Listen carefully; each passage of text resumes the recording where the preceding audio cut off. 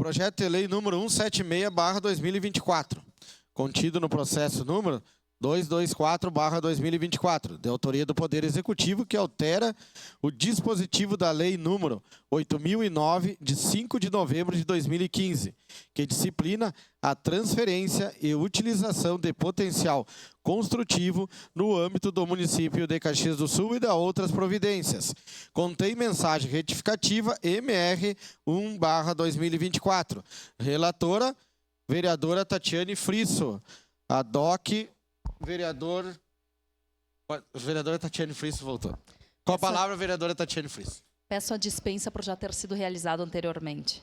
Dispensa concedida, vereadora Tatiane Frisso. Em discussão. Encerrada a discussão. Em votação.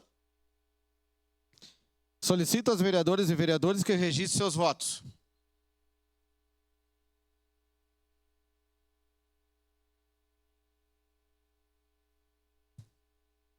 Mas não há necessidade. Eu voto sim, senhor presidente.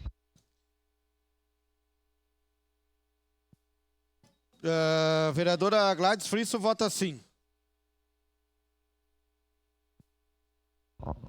Voto sim. Vereador Voto Cadore sim. vota sim. Vereadora Estela Balardim vota sim. Voto sim, senhor presidente. Vereador Scalco vota sim.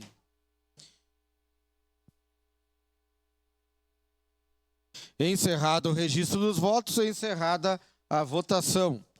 O projeto de lei número 176/2024, com mensagem retificativa MR 1/2024, foi aprovado por unanimidade das vereadoras e vereadores, com ausência do vereador Bortola, vereador Clóvis Xuxa, vereador Fiuza, vereadora Tatiane Frisso e vereador Velocino Ex. Em representação, vereadora Marisol Santos, vereador Lucas Carenato e vereador Sandro Fantinel. Em segundo